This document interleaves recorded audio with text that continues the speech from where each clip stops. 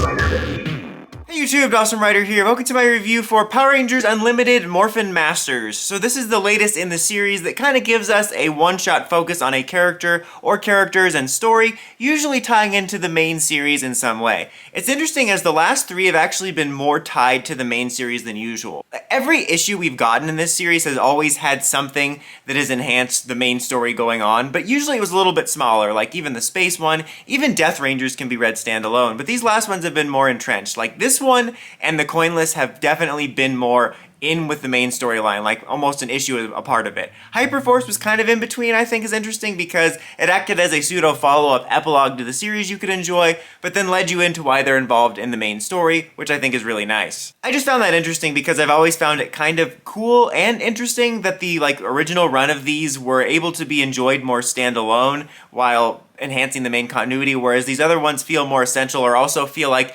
you'll be lost if you don't know exactly what's going on in the main book.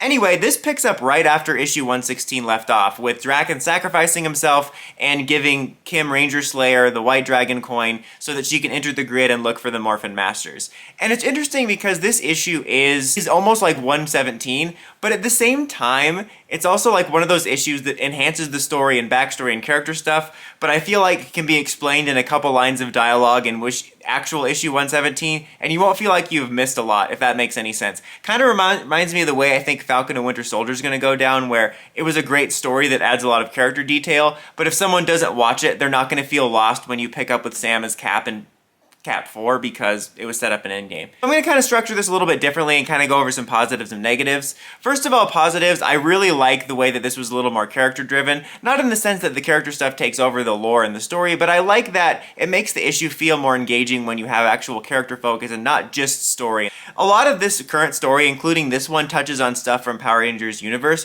which I actually really like. I kind of have a soft spot for it. It was very mixed, and I think that story struggled in the character department. It was more about the lore. I just really liked the lore and ideas. But this kind of highlights that it's important to have characters and character stories that you care about, that help you invest in the story, as it deals a lot with Ranger Slayer's trauma, thinking about everything she's been through and how it's led her here, and it leads to this kind of interesting dynamic between her and the Pink Emissary, who she goes on this adventure with, of this sort of comparison of almost viewing the same events through different lenses, similarities and differences, as the Pink Emissary all throughout the issue is like, I can't interfere, I'm just supposed to observe to an extent, and basically she's like, everything happens for a reason. I have faith that even when I observe these terrible things happening, that it's all going to end up being okay. She's like that everything happens for a reason person. You ever notice that people only say that about bad things?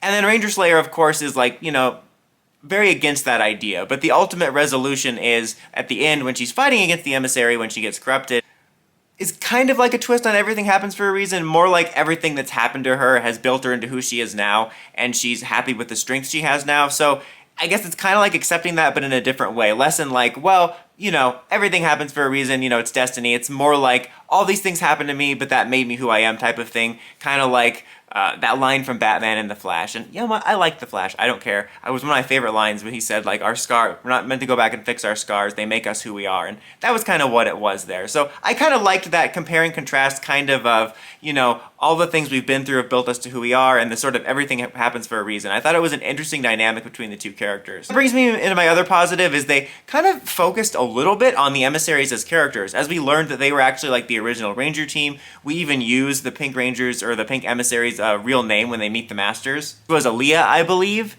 and they kind of hone in a little bit on their experience, like just some of the dialogue of the Pink Emissary and the corrupted emissaries later, talking about how they kind of gave up their life and identity, and for what? To serve the Morphin Masters. And then of course, Ranger Slayer points out that now they're just serving Dark Spectre because the others are corrupted. And I thought that was kind of unique and interesting. And I also feel, at least in my opinion, it sort of, I don't want to say clarified, but kind of smoothed out the edges of the confusing continuity regards to them, because when we were first introduced to the Morphin Masters and the Emissaries just seemed like these kind of beings that worked for the Morphin Masters, and then we got a line of dialogue in one of the arcs about how the Morphin Masters forged the Emissaries from stars or something to help them, and then of course Power Rangers Universe introduces us to an entirely different backstory of that they were technically the children of the Morphin Masters that sacrificed themselves and basically became these eternal force ghosts in the grid, and there is some confusing continuity there, and they even poke fun at it later when Ranger Slayer says something to the effect of, I miss when there was just 3 of you, and it didn't have a scene laying out it, but I think think it made the dynamic less confusing for me. Kind of like, you know, the Morphin Masters got to live in the grid and they came in there and they kind of took up shop as like the bosses, and then the emissaries were kind of forced into servitude. Not forced, but you know what I mean. They kind of wound up serving them as they became a part of the grid. And I don't know, I just feel like it clarified that dynamic because I like the backstory, even though it contradicted, I like the backstory better for Universe. I thought that was actually really cool, but after watching that, I feel like, how are the emissaries not above the Morphin Masters? Like, I know the Morphin Masters are extremely knowledgeable with the grid and whatnot, but they're just people. And the emissaries effectively became one with the grid. I'm like, they should have way more knowledge and power over the grid. So I thought it sort of clarified that dynamic a little bit. It's a little bit messy and comic booky, which I'll get to, but it kind of helped me reconcile how that dynamic works a little bit and kind of how it happened. And I like that it kind of touched on those characters' point of view. Also, speaking of the emissaries, on a shallow note, this had some of the coolest emissary shifting visuals. A lot of shots where like it was just one ranger over them. More often than not, it's always like a split of some sort, which is their whole shtick, but you very rarely see like a full helmet. Lots of full helmet shots, but also some really cool hybridization, and also like the dark corrupted version had some really cool hybridization. Just some of my favorite emissary visuals. They're definitely some of my favorite characters visually in the series. Also, something I really liked is that there was, and it does create some confusion, but there was an attempt to sort of connect the Morphin Masters and their mythology to Beast Morphers, Dino Fury, where they talk about how with this infection happening, the Morphin Masters in their home or whatever were instructed to flee or decided to flee, and they mostly either got attacked, I assume, or they burst and scattered, and it was left with, at the heart of the grid, the six like wisest sage council, and they show the symbols in distinctly the 6 colors they use in Beast Morphers. Why do I keep saying Beast Morphers? In Dino Fury, that was really cool. It does become confusing later when we meet them, and I thought we were actually going to see the Dino Fury designs, and they're like these older designs, but I'm going to imagine that's just them further down the timeline. And of course it raises questions of like, what about Zato? But I feel like this was probably written when they didn't have the knowledge of what Cosmic Fury was doing. It feels like they kind of have to clean up for the show afterwards. Regardless, I thought that was cool. I really like that. It does create a little bit of confusion, but I appreciated the acknowledgement, and it kind of answers the question of like who was hunting the Morphin Masters. I think that was neat. I really did appreciate that. On to the negative and more mixed aspects, kind of tying into that is, with the lore here, you do get some confusing stuff going on, which some people like get more mad at than others. You know, I hate when people call it fan fiction. It gives fans too much credit that they could come up with these stories when they're streaking on Twitter. But I hate that people use the term fan fiction to describe any story they don't like. Like, it doesn't have to be for you, but you don't have to bring the value of the story down because you're being petty. Sorry, little mini rant there. Regardless, this can get a little bit messy. I do find it funny because these stories can get messy, but they're still more thought out than the show. As the show's stories were often, like the lore stories and stuff, were often either stuff pulled or twisted from Sentai, or just made up at the time to explain what was going on, especially that early era. Like, most of the lore, you'll notice, is like, they're like, okay, well, we have to explain why this is happening on screen. They're like, I don't know, just make up some BS. And don't get me wrong, that's why I love the PR universe. It was founded on making this crazy universe with all these parts thrown together. But what I loved about the comic initially was it kind of made everything feel cohesive, like it was almost a thought-out universe and kind of streamlined things and explained things. But now we're getting into very comic booky territory where you have all this lore intertwined and retcons and stuff, and it can get messy. And I have mixed thoughts on that because it does become confusing. Like with the emissaries dying in this issue, I'm like, okay, they're probably going to come back because they did before. I'm like, but doesn't that mean an Imperial is going to be born based off previous lore? So it creates all these things. So I do get annoyed at that to a degree, but I also kind of love that type of stuff just because I was in a big comic kick this last summer, and I love not only reading the comics, but the history of all these different continuity changes.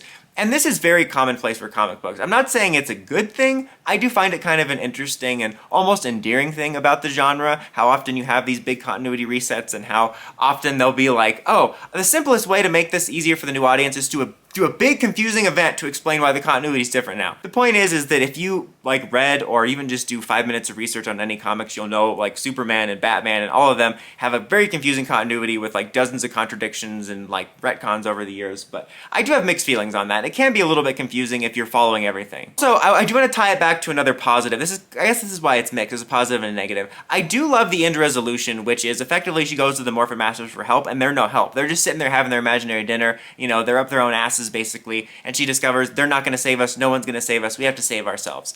That's a very generic type of resolution we've seen in countless other stories, but I liked it. I liked the spirit of it, but I do wish there was more answers. It felt anticlimactic. I don't mind them not needing the Morphin Masters as some sort of magical solution, but there was a lot of emphasis on the white light and the coin, and I thought we were going to maybe get answers as to where it came from. I thought that would have been cool. I honestly thought that because The White Ranger's suit obviously resembles the Die Rangers because it's from it, and you know, the Squadron and Emissaries and the original Rangers. I thought that maybe there was going to be a story about how the Emissaries created the white light as a test of sorts. I don't know, but I would have loved to have at least gotten answers. Like I said, don't mind the resolution of them not needing the Morphin Masters as a fix-it-all, kind of like with Dino Fury, but I would have liked a little bit more lore answers because it felt like they were teasing that, and it made it feel slightly anticlimactic on a larger scale. And that's kind of what I meant about this story, though I don't think it's like you should skip it. It's got a lot of great, valuable stuff, but I think if you didn't know it existed, they'll be able to clear this up in a couple lines of dialogue, because technically speaking, nothing major happened. Like, she just found the resolution. Like, she can come back in issue 117 and be like,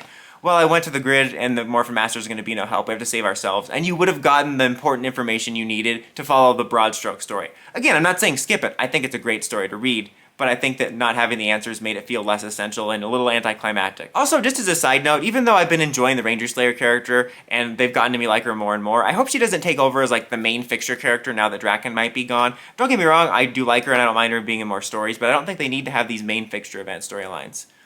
But overall, guys, I really did enjoy this issue. A lot of the stuff I love about the comics, character-driven stuff, some really cool lore beats, attempts to connect to the show, some great visuals. Definitely have some mixed feelings about some of the lack of answers at the end and the anticlimax of that, and some of the confusion about all the contradictory lore about the Emissaries and the Morphin Masters and the Imperials, even though I love it. But I still really did enjoy it. Definitely, if you're a big comic enthusiast, I recommend checking it out.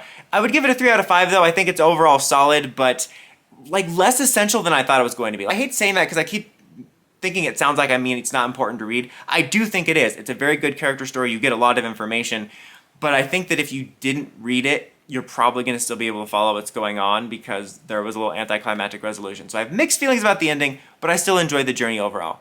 But that's about it for this one, guys. Until next time, don't forget to like, comment, subscribe, and climb the steps and ring that bell so you can get notifications for my videos. Dawson Ryder, signing out.